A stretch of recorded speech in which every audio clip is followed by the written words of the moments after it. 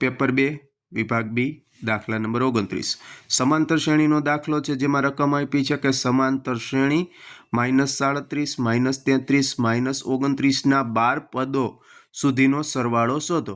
તો આપણે શ્રેણી લખી -37 -33 -29 ડોટ ડોટ ડોટ જેમાં પહેલું પદ એટલે કે a બરાબર -37, d બરાબર a2 -a1.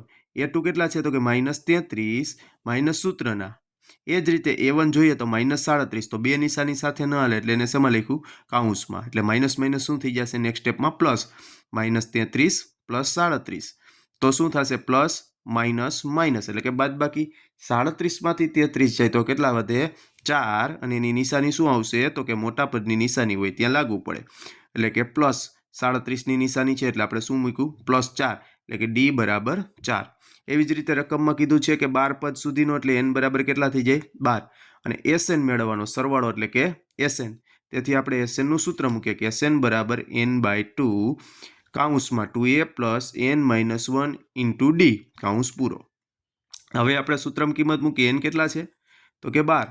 n ની જગ્યાએ કેટલા મૂક્યા 12 છેદમાં 2 m ના m કાઉન્સમાં 2 ગુણ્યા a કેટલા છે તો કે -37 પ્લસ n કેટલા હતા 12 તો 12 - 1 કાઉન્સમાં d ની જગ્યાએ કેટલી કિંમત તો કે 4 કાઉન્સ પૂરો. નેક્સ્ટ શું આવશે તો કે 12/2 એટલે શું આવે 6 કાઉન્સમાં 37 ગુણ્યા 2 તો પહેલા નિશાનીનો ગુણાકાર પ્લસ માઇનસ માઇનસ 37 ગુણ્યા 2 કરીએ તો જવાબ આવે 74 એટલે -74 વત્તા 12માંથી 1 જાય કેટલા વધે 11 ગુણ્યા d કેટલા છે 4 મતલબ કે આ બેનો ગુણાકાર થશે નેક્સ્ટ સ્ટેપમાં એટલે -74 અને 6 m ના m પ્લસ 11 ચોક 44.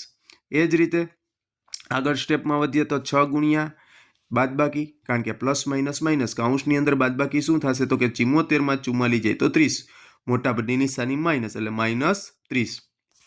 એ જ રીતે એનો ગુણાકાર કે પ્લસ માઇનસ માઇનસ 30 ગુણ્યા 6 180 એટલે કે -180 એટલે કે આ શ્રેણીના 12 પદોનો સરવાળો આપણે માંગ્યો તો એ કેટલો આવે છે તો કે -180 થાય છે.